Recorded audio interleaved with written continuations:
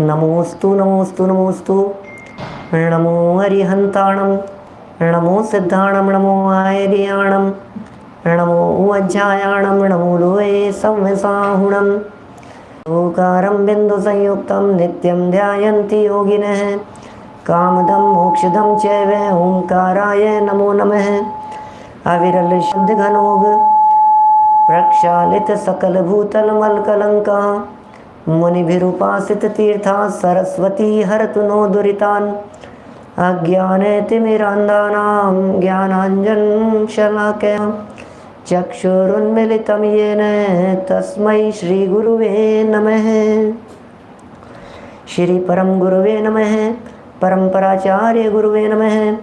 सकल कलुष विध्वंसकं श्रेयसां परिवर्धकं धर्म संबंधकं भव्य जीव मनः प्रतिबोधकारकं पुण्य प्रकाशकं पाप प्रणाशकमिदं शास्त्रं श्री संयम प्रकाश नामधेयम्। हास्य मूल ग्रंथकर्तारय श्री सर्वज्ञ देवास्तर उत्तर ग्रंथकर्तारय श्री गणधर देवा प्रतिगणधर देवा तेषां वचनानुसार आसाद्य आचार्य श्री कुंद कुंदामनये आचार्य सूर्य सागरेण विरचितं श्रोतारय सावधानतया शृण्वन्तु।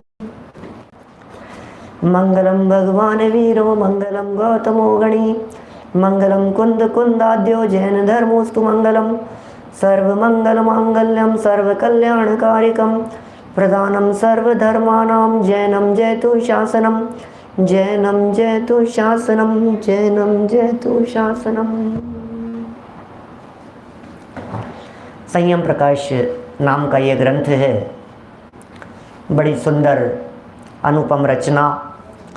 सम्यक दृष्टि ज्ञानी जीवों के जीवन के संदर्भ में चर्चा चल रही थी और बहुत सारी बातें हम आपके बीच में इस संबंध में कर चुके हैं। सम्यक दृष्टि जीव निशंक होता है, निर्भय रहता है। सम्यक दृष्टि ज्ञानी जीव के जीवन में भय नहीं होते। उन भयों को वो सम्यक दृष्टि ज्ञानी जीव किस तरह से जीतता है, इसकी चर्चा अपेक्षित विस्तार से यहाँ की गई। क्षायिक सम्यक दृष्टि जीव वो जीव विविध प्रकार की परिस्थितियां बनने पर भी भयभीत नहीं होता, लेकिन डर लगता है तो दूर भी जाता है। ये भी अनेक प्रकार की परिस्थितियां उसके जीवन में बनती हैं। काफ़ी बातें हम आपके बीच में ये सब कर चुके हैं। कल बहुत महत्वपूर्ण प्रकरण हमारा इस संबंध में चला था कि सम्यक दृष्टि जीव को क्या डर नहीं लगता, क्या वो इलाज नहीं कराता, क्या उसे वेदना नहीं होती, क्या उसे तकलीफ़ नहीं होती। घर में आग लग जाएगी तो क्या सम्यक दृष्टि ज्ञानी जीव आग को बुझाएगा नहीं। बहुत तरह की बातें। देखिए आवाज़ इस क्लियर आ रही है कि थोड़ा सा इसको मतलब थोड़ा मुझे अजीब सा फील हो रहा है। इसको घुमाना थोड़ा सा ऐसा। हाँ बस बस बस उल्टा उल्टा करना, इसको घुमाना उस तरफ। हाँ देखिए आज हम एक नए प्रकरण की तरफ आगे बढ़ रहे हैं और ये प्रकरण है इको हो रहा है थोड़ा सा। इको होगा, उस इको को कम करना थोड़ा। देखना कहाँ लिखा हुआ है, इको शब्द लिखा हुआ होगा किसी स्विच के ऊपर, उसको कम करना है हल्का सा। हाँ क्लियर है आवाज़? ज़्यादा हो गया है शायद, बिल्कुल कम, 1 या 2 पॉइंट कम कर दे रहे हैं उसे। देखिए 81 नंबर पेज पर अपनी चर्चा चल रही है सम्यक दर्शन के 5 दूषण। लगेगा दूषण, क्या बात कर रहे हैं? अरे बड़ी गजब गजब की बातें हैं, कभी नहीं सुनी होगी इस तरह की चर्चाएं हैं। ऐसे बिंदुओं को प्रस्तुत किया है सम्यक दर्शन के 5 दूषण और फिर किया है सम्यक दर्शन के 5 भूषण। आज 5 दूषण और 5 भूषणों की चर्चा हम करने वाले हैं। सम्यक दर्शन के 5 दूषण। देखिए नाटक समयसार 37 नंबर का ये श्लोक यहाँ प्रस्तुत किया है, छंद प्रस्तुत किया है। ज्ञान गर्व मति मंदता निष्ठुर वचनोद्गार रुद्र भाव आलस दशा नाशहि पंच प्रकार नाशहि पंच प्रकार। थोड़ा सा इको कम करना पड़ेगा भाई, क्लियर नहीं आ रही है आवाज़, बिल्कुल कम कर दीजिए इको, और कम कर दो इको, आवाज़ गूंज रही है, तेज हो रही है भैया, कम करना है, और कम करो, और कम करो, और कम करो, और कम थोड़ा सा, अब शायद ठीक है। देखिए क्या कह रहे हैं नाटक समय सार में, ज्ञान गर्व मति मंदता निष्ठुर वचन उद्गार, रुद्र भाव आलस दशा नाशही पंच प्रकार।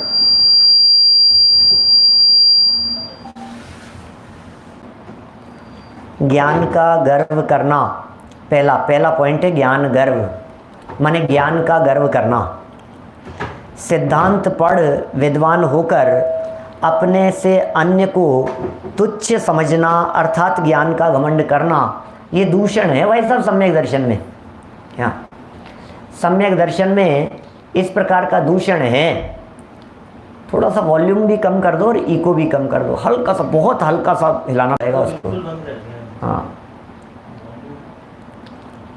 वॉल्यूम वाला है इसके बगल में, थोड़ा सा उसको भी कम कर दीजिए।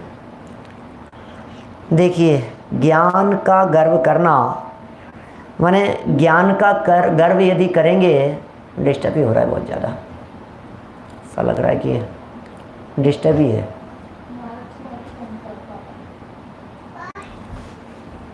चलो देखो जो भी है, अंतराय का उदय जाने, और क्या करें, आप लोग भी विकल्प नहीं करें साहब, जो जैसी आ रही है अब क्या करूँगा, क्या अब जो भी है सब ऐसा ही है।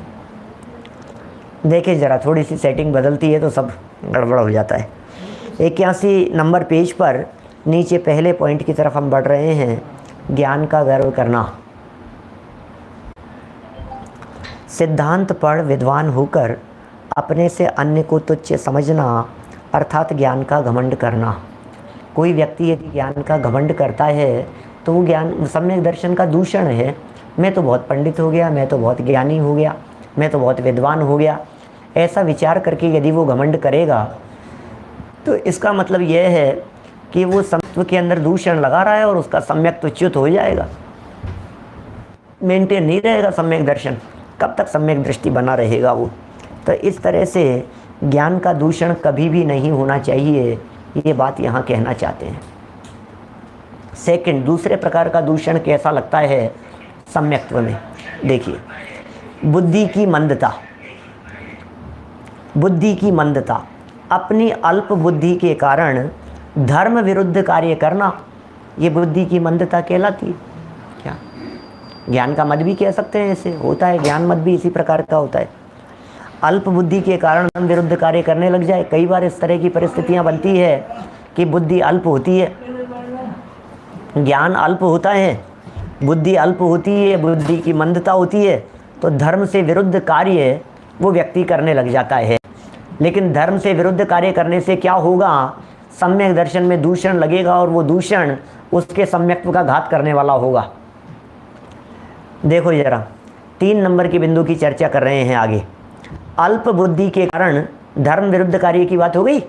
अब तीसरा पॉइंट, निष्ठुर वचन बोलना। भाई गुणस्थान तो अभी चौथा ही है ना, आप क्या सोच रहे हैं, इस सम्यक दृष्टि ज्ञानी जीव का अभी गुणस्थान तो चौथा ही है कि वो असभ्य वचन बोल रहा हो। कभी इस प्रकार की परिस्थिति भी बन सकती है कि वे कड़वे वचन बोल रहा हो, कठोर वचनों का प्रयोग कर रहा हो। जब युद्ध क्षेत्र में भी चले जाते हैं, युद्ध के लिए भी चले जाते हैं, तो ऐसी परिस्थितियां नहीं बनती होगी। दुखदायक वचनों का कहना, इस प्रकार के वचन भी बोल दिए जाते हैं जो दूसरों को दुख प्रदान करने वाले हो, ऐसे वचन भी बोल दिए जाते हैं।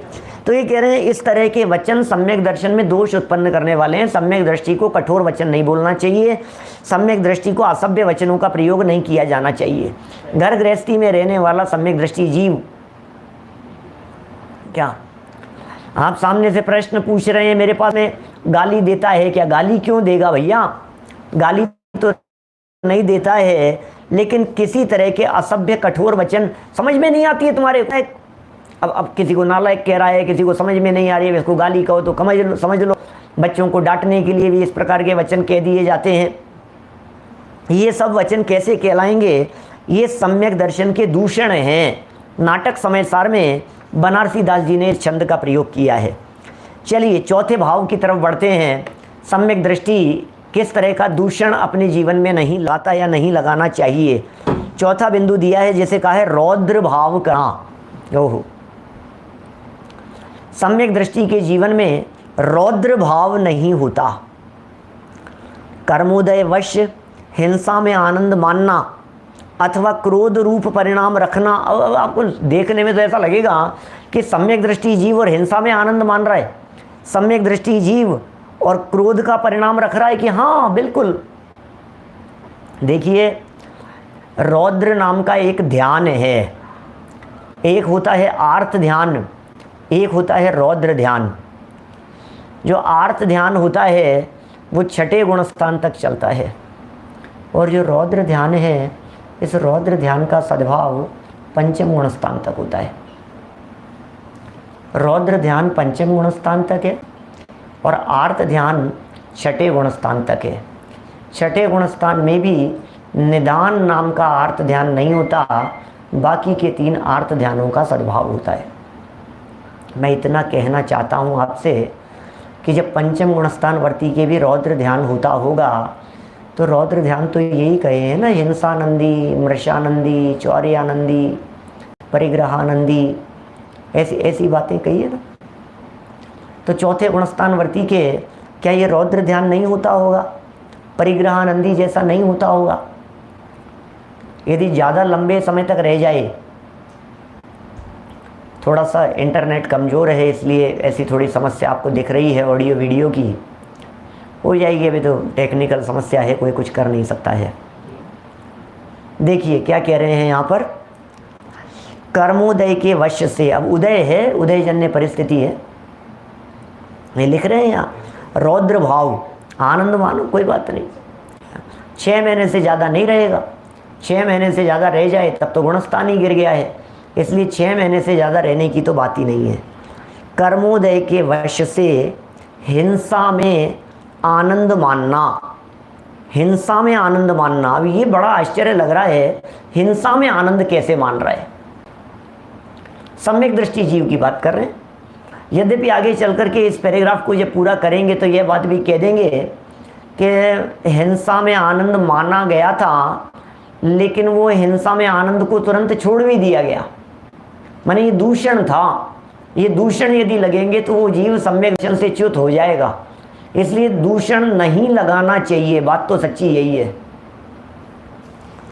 क्रोध रूप परिणाम रखना, मुझे लगता है हिंसा में आनंद की कहीं कहीं परिस्थितियां इस प्रकार की बनती होगी जहाँ विधान आदि कार्य होते होंगे, अनुष्ठान के कार्य होते होंगे, मंदिर बनते होंगे, और कोई व्यक्ति कह रहे होंगे कि यार इनमें हिंसा हो रही है, तो फिर ये कह रहा होगा कोई बात नहीं, अब जो हो रही है होने दो, लेकिन जिनेंद्र देव की जब प्रतिमा यहाँ विराजमान होगी तो पंचम काल के अंत तक जिन शासन की प्रभावना करती रहेगी, इस बात को सोच करके आनंद मनाओ।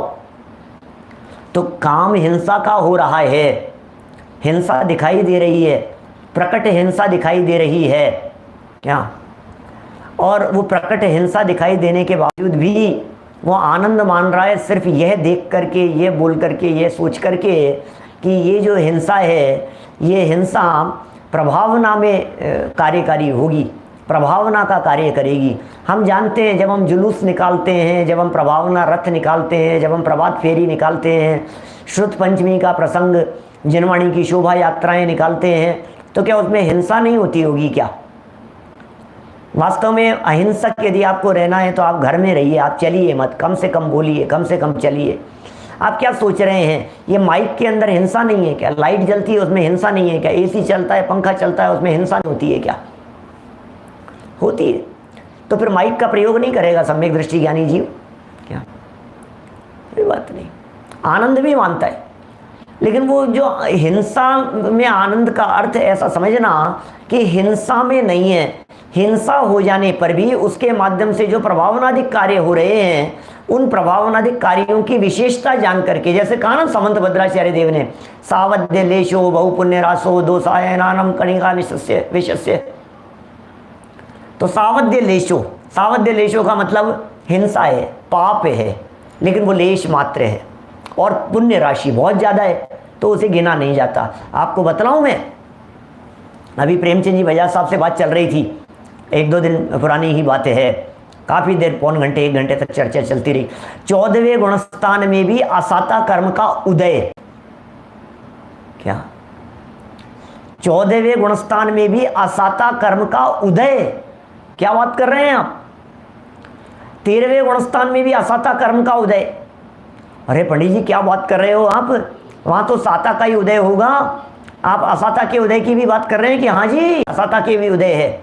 लेकिन सुनो सुनो भैया, असाता का उदय सिद्धांत में कहा है, उसके बावजूद भी साता के उदय जितना है उसके अनंतवें भाग असाता का उदय होता है। इसलिए असाता का उदय कार्यकारी नहीं होता, दिखता नहीं। बोलो, मैं आपसे कहता हूं, जब आपके घर में शादी विवाह के प्रसंग हो, थकान होती है या नहीं, तकलीफ होती है या नहीं, टेंशन होती है या नहीं, भागम भाग होती है या नहीं, लेकिन उसके बावजूद भी आप तो नाचते हुए दिखाई दे रहे हैं। क्या? आपके चेहरे पर तो बहुत प्रसन्नता दिखाई दे रही है। वो प्रसन्नता शादी की प्रसन्नता है। क्या? वो थकान है, वो थकान कुछ नहीं है। उत्सव जो हो रहा है, उस उत्सव के सामने ये थकान कोई मायना नहीं रखती है। अरे 15 दिन से बिस्तरों से नहीं उठे हो पिता, लेकिन यदि पुत्र की शादी हो तो खड़े होकर नाचने लग जाते हैं। वो हिम्मत कहाँ से आ जाती है? क्या? ये जो हिम्मत है, ये जो उत्साह है, बस यही समझ लेना कि वो हिंसा में आनंद जैसी जो बात यहाँ कही है, माने मैं तो उसको पकड़ने टटोलने की कोशिश कर रहा हूँ कि आखिर वो किस तरह से सम्यक दृष्टि ज्ञानी जीव के जीवन में घटित हो पाएगी। बात तो लिखी है, लिख दी है, लेकिन इतना भी समझ लेना कि यदि हो जाएगा तो मिथ्या दृष्टि की तरफ बढ़ रहा है वो। यदि वो हिंसा में आनंद मान रहा है तो उसके कदम मिथ्यात्व की तरफ बढ़ रहे हैं। यदि वो क्रोध का परिणाम रख रहा है तो वो हिंसा की तरफ बढ़ रहा है। क्रोध आएगा, सम्यक दृष्टि ज्ञानी जीव के क्रोध उड़ नहीं गया है, वो क्रोध से रहित नहीं हो गया है। क्रोध तो आएगा जीवन में, लेकिन क्रोध को यदि उसने उपादेय मान लिया, क्रोध रूपी परिणाम को यदि उसने रखने योग्य मान लिया, यदि उसने ऐसा समझ लिया कि ये क्रोध रूप परिणाम तो रखने योग्य है, तो समझ लीजिए फिर गया वो, और उसका गुणस्थान गिरने की तैयारी चल रही है। चौथे गुणस्थान से गिरकर पहले में आने की तैयारी चल रही है, ऐसा समझ लेना चाहिए। चलिए, सम्यक्त्व के दूषण बतलाए जा रहे हैं। जिनागम में शायद ही कहीं इस प्रकार का प्रकरण और कहीं पर लिखा हुआ हो। क्या माने ऐसा हो सकता है कि मेरे तो कहीं देखने में नहीं आया, नाटक समय सार के अंदर बनारसी दास जी ने ही लिखा है। बड़ा सुंदर अद्भुत प्रकरण है, बहुत ही सुंदर बात बनारसी दास जी ने लिखी है। देखिए क्या कह रहे हैं यहाँ। क्या 5वां पॉइंट है, आलस्य करना। क्या बहुत सुंदर बिंदु लिख रहे हैं, आलस्य करना। क्या बात कर रहे हो, ये दूषण है। धार्मिक कार्यों के करने में आलस्य व प्रमाद करना या मानवश उनमें दूषण लगाना, ये भी एक सम्यक्त्व का दूषण है। ये 5वां दूषण है। सम्यक दृष्टि जीव इससे भी बचने के प्रयत्न करता है, आलस्य नहीं करता, धार्मिक कार्यों में प्रमादी नहीं होता। विधान का आयोजन है भैया, सुबह 6 बजे आना है आपको। यस बिल्कुल, होके मैं तैयार हूँ। और बहुत जल्दी हो जाएगी, इतनी जल्दी तो कोई उठता ही नहीं है। 8 बजे रखो यार, थोड़ा सा संडे का दिन है, सब लोग आराम से आएंगे, सब लोग आराम से उठेंगे, हम भी आराम से उठें। क्या है, ऐसे कोई प्रमाद ही नहीं होता है। हाँ, आप लोग चालू कर देना, मैं आ जाऊँगा, देख लेंगे। जिनन देव की पूजन शुरू हो गई है, प्रक्षाल शुरू हो गई है, आयोजन हो रहा है, हाँ पहुँच जाएंगे। अब ठीक है, वही तो बातें हैं। प्रवचन में भी अपना प्रवचन चल रहा है, आयोजन चल रहा है, हाँ सुन लेंगे, हाँ आ जाएंगे, हाँ बैठ जाएंगे, हाँ कर लेंगे। अरे भाई सुनो तो सही, प्रमादी नहीं होता है। इन 5 कारणों से सम्यक दर्शन का नाश होता है, अतः ये त्यागने योग्य हैं। मैं ऐसा कह सकता हूं इनको, चूंकि यहाँ त्यागने योग्य कहकर के पुकारा गया है। क्या जिनवाणी में नाटक समय सार में बनारसी दास जी ने इन्हें त्यागने योग्य कहकर के पुकारा गया है, तो इसको उसी तरह से लगाइए। सम्यक दर्शन प्राप्त करने के इच्छुक जीवों को इनसे बचना चाहिए। जिन्हें सम्यक दर्शन प्रकट करने की भावना हो, उन्हें ज्ञान का गर्व नहीं करना, उन्हें बुद्धि की मंदता के कारण धर्म विरुद्ध कार्य नहीं करना, निष्ठुर वचन नहीं बोलना, रौद्र भाव नहीं रखना, और इसी प्रकार आलस्य नहीं करना। चलिए बढ़ें आगे। इन 5 कारणों से सम्यक दर्शन का नाश होता है, अतः ये त्यागने योग्य हैं। कवि बनारसी दास जी ने नाटक समयसार के अंत में एक गुणस्थान अधिकार लिखा है। जब हमने नाटक समयसार पढ़ाया था, सन 2002 की बात है, नाटक समयसार जब हमारा चल रहा था, तो अंत में उस अध्याय को पढ़ा तो अनेक बातें बहुत मज़ेदार पंडित बनारसी दास जी ने लिखी। पंडित बनारसी दास जी ने स्वयं अपनी आत्मकथा में लिखा, समयसार पढ़ करके मैं स्वच्छंदी हो गया था, समयसार पढ़ करके मैं एकांतवादी हो गया था, समयसार पढ़ करके मैं निश्चयाभासी हो गया था, और फिर जब मैंने गोमट सार पढ़ा तो मुझे समझ में आया कि सही वस्तु स्वरूप क्या है। फिर मुझे समझ में आया कि सच्चा बैलेंस क्या होता है जीवन में। गोमट सार पढ़ करके उनको सही राह मिली। तो आप सोच सकते हैं कि गोमट सार पढ़ करके भी हमारे विद्वान सही राह पर आए हैं। इसका मतलब गोमट सार भी कितना उपयोगी ग्रंथ है। ये उसी गोमट सार ग्रंथ के आधार पर सम्यक दर्शन का वर्णन हुआ, समयसार का वर्णन हुआ, नाटक समयसार पूरा लिख दिया क्या। तो उनको लगा इस तरह का, उनको इस प्रकार का लगा कि चूंकि ये नाटक समयसार मैंने लिखा है और जिस तरह से मैं निश्चयाभासी हो गया, जिस तरह से मैं भ्रष्ट हो गया, इस तरह से कहीं ऐसा ना हो जाए कि दुनिया के लोग भी इस नाटक समयसार को पढ़कर भ्रष्ट हो जाए, एकांतवादी हो जाए, क्या ऐसा ना हो जाए। तो इसलिए उनको लगा कि हमें यहाँ जरूर गोमट सार का प्रकरण देना चाहिए। इसलिए नाटक समयसार से गुणस्थान प्रकरण का क्या लिंक है, बताइए मुझे। नाटक समयसार तो समयसार के कलशों की व्याख्या है ना, समयसार के ऊपर व्याख्या है, उससे गुणस्थान का क्या लिंक है। लेकिन बनारसी दास जी के दिलो दिमाग में ये बात बैठी हुई थी कि शायद समयसार पढ़ करके जैसे मैं भ्रष्ट हो गया था, ऐसे दुनिया भी भ्रष्ट हो सकती है क्या। बोलो, तुलसीदास जी के टाइम के ही है बनारसी दास जी। और तुलसीदास जी ने रामायण लिख करके, रामचरितमानस वो लिखकर तुलसीदास जी ने बनारसी दास जी को भेंट किया था। और बनारसी दास जी से ये कहा कि आप इसके ऊपर अपनी सम्मति, अपना अभिमत, अपने विचार लिख करके देवें। तुलसीदास जी ने कहा बनारसी दास जी से। तो बनारसी दास जी ने एक पेज में उनकी पूरी रामायण का सार लेकर के कवित्व बना करके उनको प्रस्तुत कर दिया तुलसीदास जी को। विराजे रामायण घटमाही, क्या अरे बड़ा गजब का कवित्व है। नाटक समयसार की प्रस्तावना में प्रारंभ में दिया हुआ है। हमारे बड़े दादा रतनचंद जी वारेल साहब ने उसको निकाल करके वहाँ प्रस्तावना में दिया, विराजे रामायण घटमाही। अरे भैया, कौन राम है और कौन रावण है। हमारी जो कुमति है, खोटी बुद्धि है, मिथ्यात्व है, ये रावण बन करके बैठा है अंदर। गजब के छंद हैं, वो मूल से ही पढ़ने योग्य है। बहुत मज़ेदार चर्चा है। ये अद्भुत व्यक्तित्व के धनी, मैंने अभी कहाँ चर्चा की, एक दो दिन पहले कानपुर वालों के शिविर में बनारसी दास जी के संदर्भ में भी चर्चा की मैंने। ये वे ही बनारसी दास जी हैं जो अकबर के नवरत्नों में से एक थे। बड़ा अद्भुत जीवन था इनका।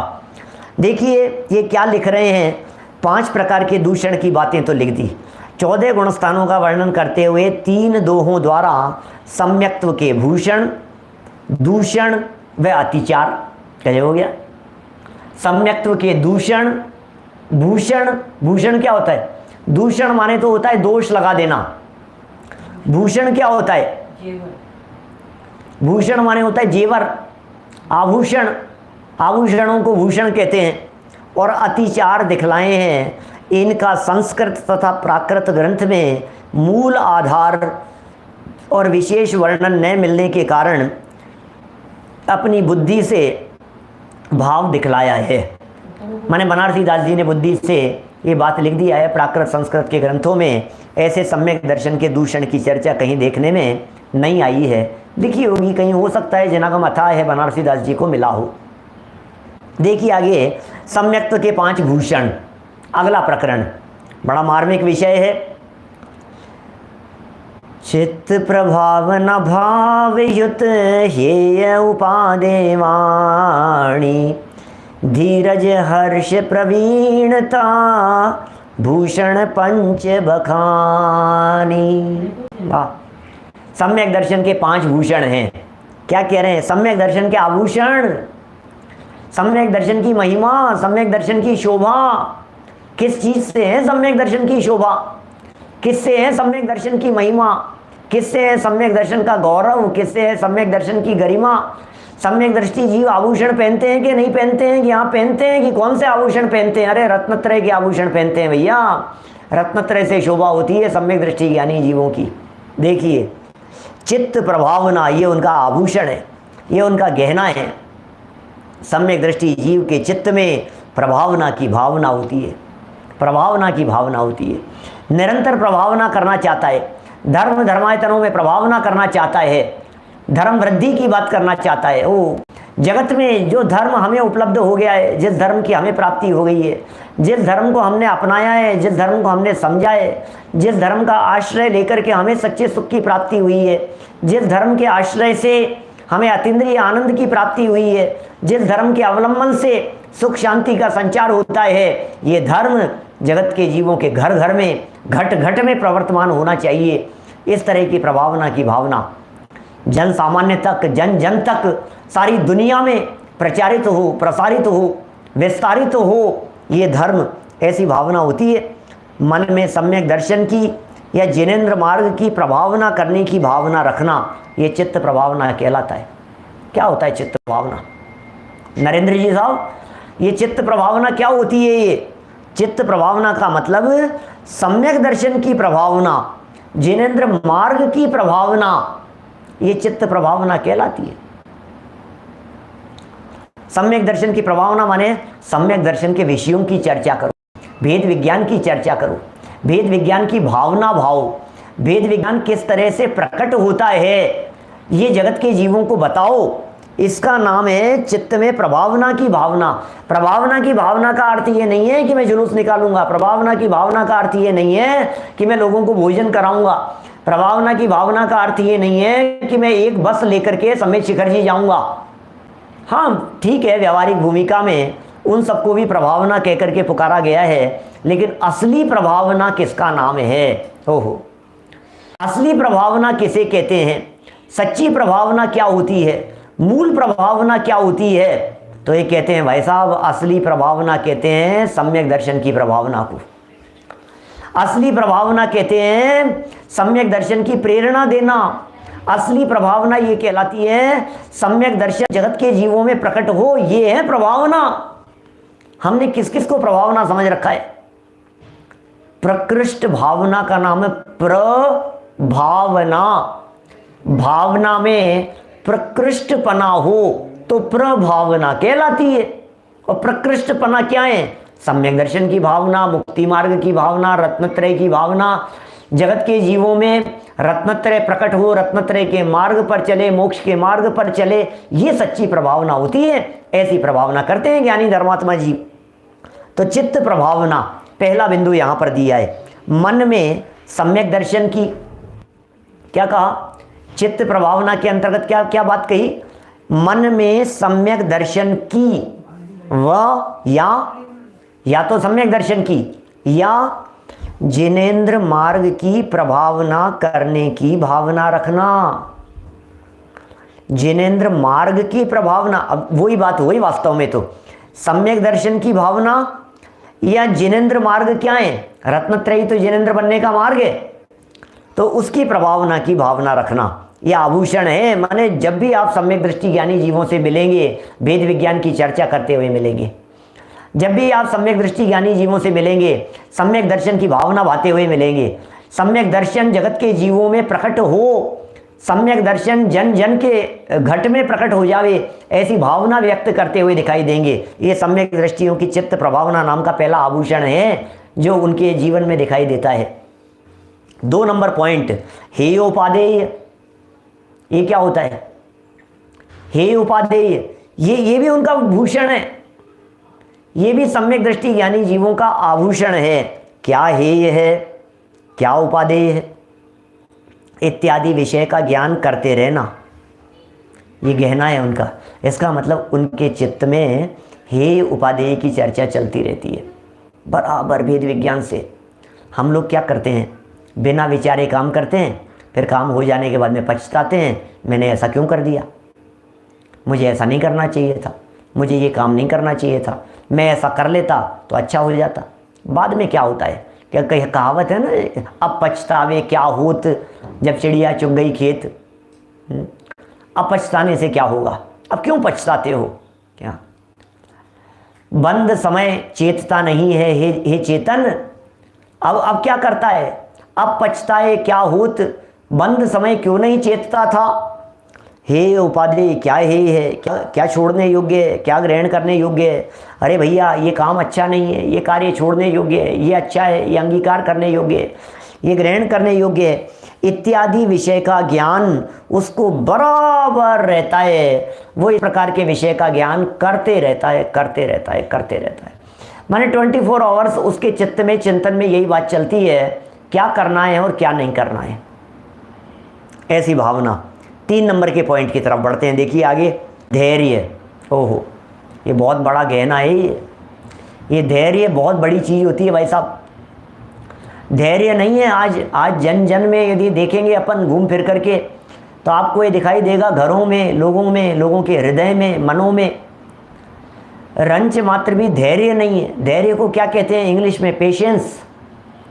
पेशेंस नहीं है भाई साहब। क्या पेशेंस नहीं है, सोचते ही नहीं है।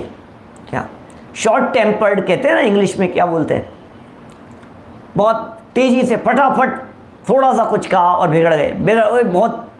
अरे भैया धैर्य तो रखो, कोई बात तो नहीं, अब जो हो गया, अब कोई बात तो नहीं, अब क्या करोगे आप। जगत में जो परिस्थिति बन गई है और उस परिस्थिति को बदला नहीं जा सकता, उस परिस्थिति को बिगाड़ा नहीं जा सकता, उस परिस्थिति को चेंज नहीं किया जा सकता है, हाइपर हो जाते हैं। ये बतला रहे हैं यहाँ पर, ये धैर्य चाहिए। रोग के काल में धैर्य कहाँ चाहिए? रोग के काल में धैर्य चाहिए, शोक के काल में धैर्य चाहिए, भय आदि की उपस्थिति होने पर धैर्य रखना, अधीर नहीं होना। ओहो, आपा नहीं खो देना भैया। क्या कह रहे हैं, कितनी तरह की परिस्थितियाँ, खूब चर्चाएं की है विगत दिनों में, सम्यक दृष्टियों के भय के संदर्भ में की है। सप्त भय से रहित कैसे होते हैं सम्यक दृष्टि जीव, भयों को सम्यक दृष्टि ज्ञानी जीव किस प्रकार से जीत लेते हैं, खूब चर्चाएं की है। ये कह रहे हैं रोग के काल में, क्या रोग के काल में भी और शोक के काल में भी। रोग के काल में धैर्य रखो, बीमारी हो गई तो हो गई, क्या करें अब, धैर्य नहीं रखेंगे आप। बीमारी के काल में यदि धैर्य नहीं रखेंगे तो क्या होगा, रोएंगे आप, और क्या है। रोने के अलावा और आपको क्या हासिल होगा, क्या मिलेगा। रोग, शोक की परिस्थिति बन गई। अब परिस्थितियां तो घर गृहस्थी संसार में रहते हैं, शोक की परिस्थितियां तो बनेगी ही। कभी दादाजी चले जाएंगे, कभी दादी जी चली जाएगी, कभी माता पिता चले जाएंगे, कभी भाई बहन चले जाएंगे, पत्नी पति चले जाएंगे, बच्चे चले जाएं, ऐसा भी हो सकता है। हमसे पहले हमारी कम उम्र वाले चले जाएं, इष्ट मित्र चले जाएं, सगे साथी चले जाएं। अचानक शोक लगता है, झटका लगता है, अचानक घटना को सुन करके लगता है कि ये क्या हो गया है भाई साहब। शोक की परिस्थिति, भय की परिस्थिति, 3 बातें हो गई, रोग की परिस्थिति, शोक की परिस्थिति और भय की परिस्थिति।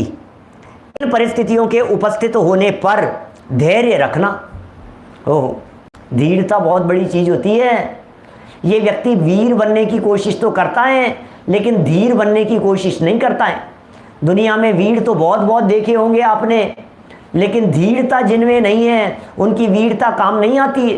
सामने वाले को पछाड़ फेंकने वाले आपने कई वीर देखे होंगे, हम ऐसी की तैसी कर देंगे सामने वाले की। ये क्या है, ये वीरता है। लेकिन सामने वाले के एक वाक्य कहे जाने पर उसे बर्दाश्त नहीं कर पाना, इसका मतलब धैर्य नहीं है। आप जितने वीर हैं, आप में धीरता भी चाहिए, सुनने के लिए सहनशीलता भी चाहिए। बनारसी दास जी के 9 बेटे मर गए भाई साहब, 9 संतानें मर जाएं, जिस व्यक्ति की अपने आंखों के सामने जन्म हो जाए और जन्म होने के कुछ समय बाद ही चेचक से मर जाए और दुनिया ये कहती रहे कि जाकर के जल चढ़ाओ, लेकिन फिर भी वे धैर्य धारण करें, ये तत्व का बल है, ये सम्यक दर्शन का बल है भाई साहब। धीरज नहीं खोना चाहिए, ये शिक्षा यहाँ दे रहे हैं, ये उपदेश यहाँ दे रहे हैं, ये बात हमको यहाँ सिखा रहे हैं। अधीर नहीं होना, क्या कह रहे हैं, रोग शोक भय, रोग शोक, भय आदि के उपस्थित होने पर धैर्य रखना। धैर्य रखो, कोई बात नहीं, होता स्वयं जगत परिणाम, मैं जगता करता क्या काम। क्या करें भाई साहब, बनने वाली परिस्थिति के अंदर अपन क्या करें, अधीर नहीं होना। चौथे नंबर पर है हर्ष। क्या चौथे नंबर पर क्या है, हर्ष है। धर्मात्मा साधर्मी का प्रसन्नता पूर्वक आदर व सत्कार करना।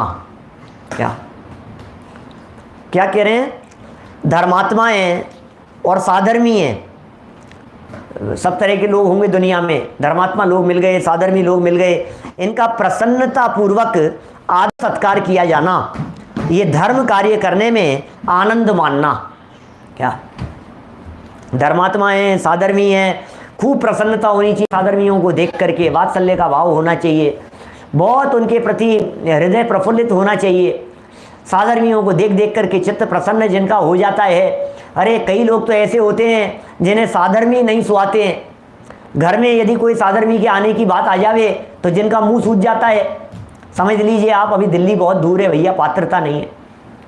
साधर्मियों के आने की भावना देख करके जिनका हृदय प्रफुल्लित होता हो, हर्ष से जिनका चेहरा खिल जाता हो, ये उनकी बात चल रही है यहाँ। ये सम्यक्त्व के भूषण हैं, सम्यक दृष्टि ज्ञानी जीव होते हैं, ये प्रसन्नता पूर्वक आदर करते हैं, वे सत्कार करते हैं तथा धर्म कार्य करने में आनंद मानते हैं। ओहो, धर्म कार्य कर रहे हैं, धर्म कार्य करने के अंदर वे आनंद मानते हैं।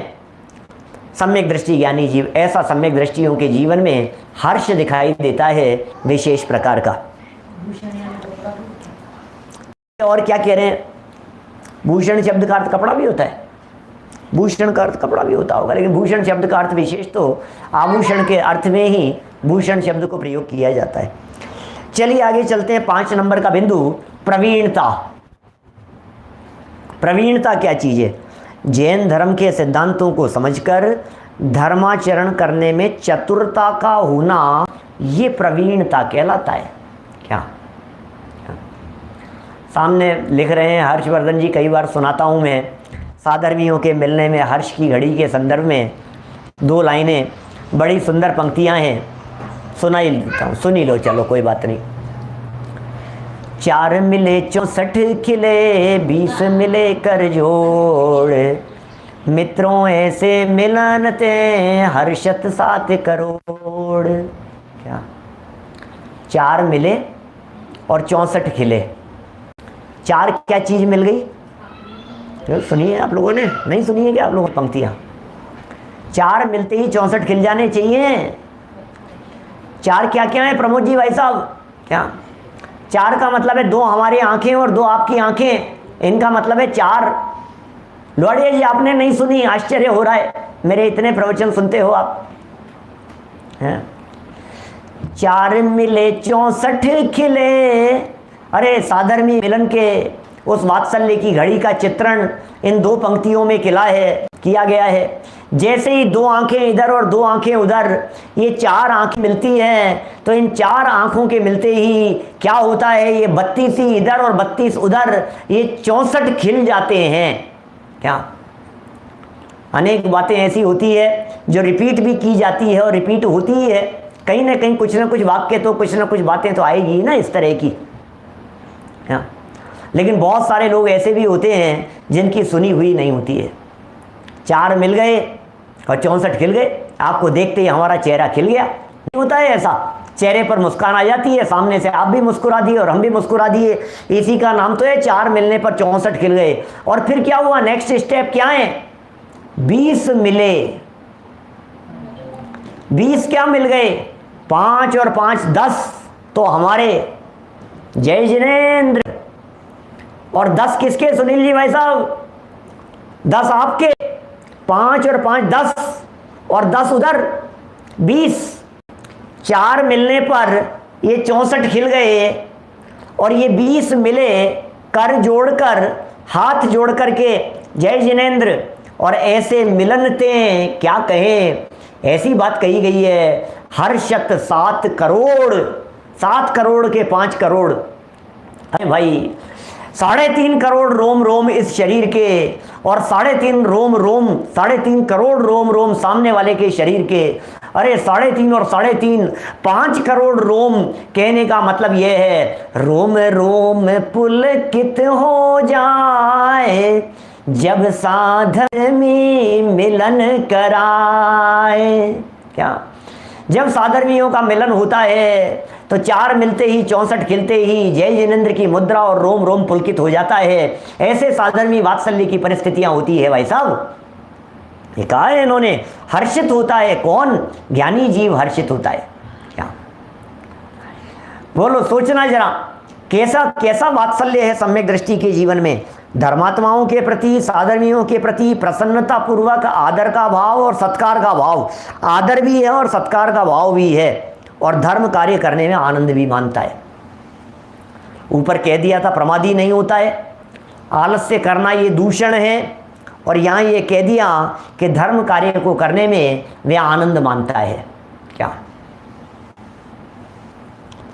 चलिए आगे 5वें पॉइंट की तरफ बढ़ गए हैं अपन। तो प्रवीणता, प्रवीणता किसका नाम है?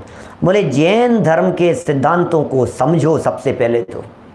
प्रवीणता, प्रवीणता किसे कहते हैं? चतुराई कहते हैं, चतुराई। ये बहुत चतुर है भाई साहब, ये बहुत चतुर है। दुनिया में जिसे चतुराई कहा जाता है उसे जनवाई मायाचारी कह करके पुकारती है।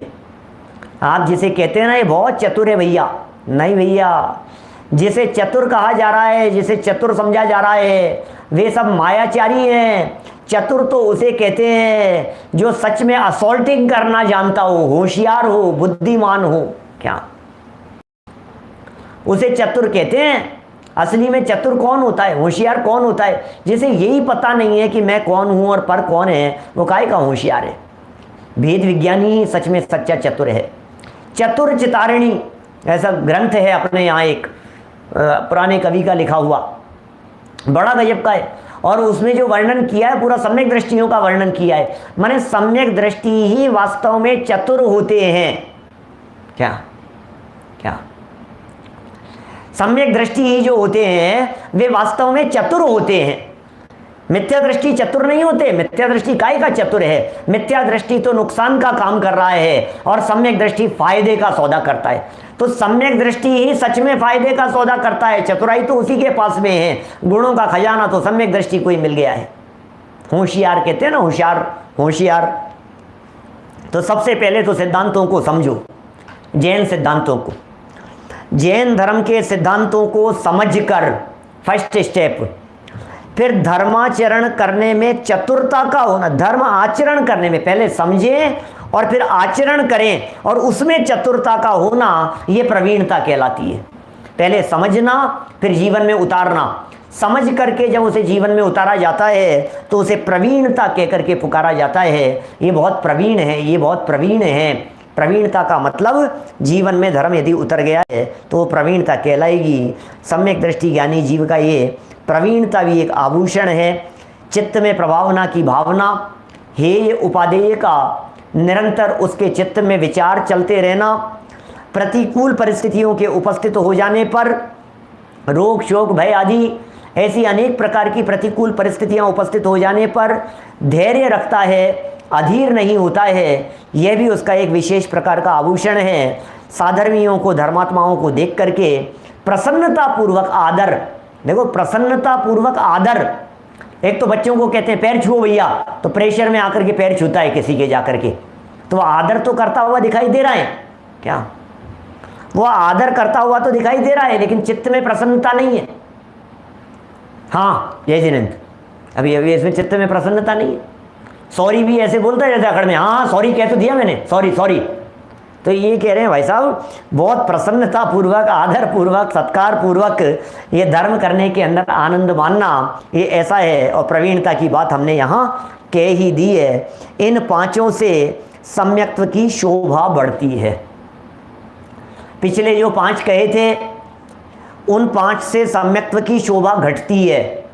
माने 5 प्रकार के जो दूषण बतलाए गए हैं, सम्यक दृष्टि ज्ञानी जीव उन दूषणों से दूर होने का प्रयत्न करता है और 5 प्रकार के जो भूषण बतलाए गए हैं, सम्यक दृष्टि जीव इन्हें अपने जीवन में उतारने का प्रयत्न करता है। इनसे सम्यक्त्व की शोभा बढ़ती है, जैसे किसी पुरुष की शोभा भूषणों से बढ़ती है, अतः ये भूषण हैं।